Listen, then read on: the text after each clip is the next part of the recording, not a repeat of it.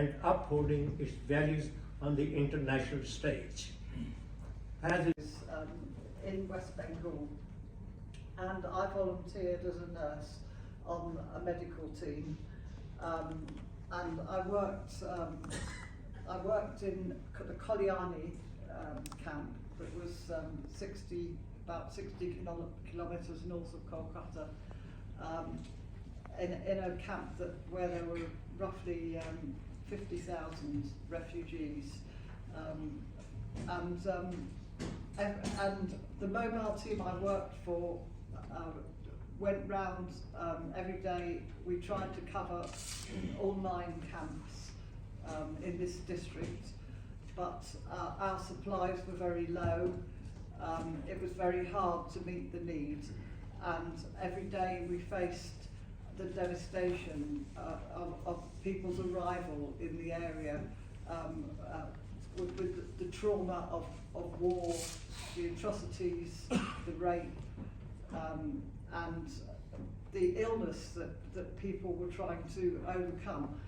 There was the public health conditions were obviously very poor, and every day we faced this devastation of a lack of medical supplies, and of people struggling to survive. The impact was enormous, and when I think about it, it's really hard to conceive that this was just one place, and refugees were over the whole of West Bengal and other areas. But one thing I would like to say about my experience is that I will never forget, is that in spite of the devastation, there was a feeling of hope that Bengali people in the refugee camps knew that they were on a path to victory, and you could feel this hope. Someone would call Joy Bangla, and a ripple of Joy Bangla would arise all around. I can still hear it now, that Joy Bangla, and people knew that they would be victorious. And I think that was, in spite of the devastation that people were suffering, that there was this spirit that took people forward, and that is a lasting memory I have from that time. The Russian War of 1971 was for upholding the universal values of guiding light for the future leaders. Here in the UK, Her Excellency Syed Gernot Ji has exemplified the dedication in her role as the High Commissioner, effectively representing both General to surrender. And I have personally happened to meet Mr. Arora 3 or 4 times, couple of times in India and 2 times here. He's a British Bangladeshian. We're very proud to have him here today. Thank you very much. Thank you very much, Your Excellency and Your Lordship, for organizing this very important event. Immensely honored and privileged. The population of Bangladesh, as a subset of the Bengali ethno-national group, epitomizes this element to qualify as a Bangabandhu Sheikh Mujibur Rahman justified this constitutional provision by observing that, I quote, the very justice. It was therefore only natural that Bangladesh, from its very inception of the world, unquote. These solemn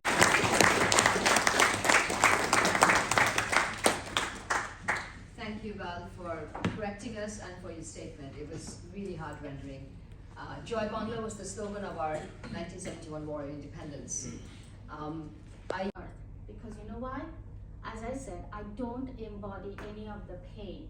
I embody the pain that my father had. And the story he told me, that first time when he came to the UK and I was a little child, he was a Commonwealth scholar, came to Bath. I still remember traveling to London to visit this gentleman that I met him probably 20 odd years later today, still engraved in my brain, because he was a student organizer from here to Dhaka University, where my father was also a leader of one of the smaller entities. And he was 23 years old in Dhaka University. He was on Kanjan Hall, which is one of the colleges, and he was on the first floor, historian. Without having the same amount of deaths and casualties, the abuse and perpetrating ongoing pressure that we currently have, but past isn't completely away from our current Bangladesh. We need three things.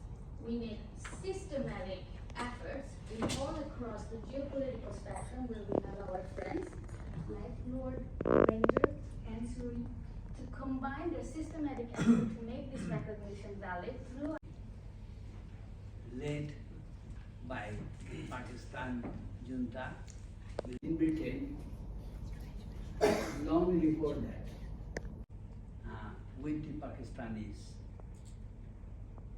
and fighting for the right of Bengali people. And first time in Pakistan's life where the people voted for Sheikh Mujib as their leader, as a major. India. While the killings were taking place, a senior American official by the name of Archer Blood wrote messages after messages to the White House, alerting them to the atrocities. Literature available that genocide did take part in Bangladesh. I would suggest they are killed on this genocide. Now, okay, my part happened later on in 1971. Thank you very much for listening. Thank you, Mr. Bhai, for your very insightful comments.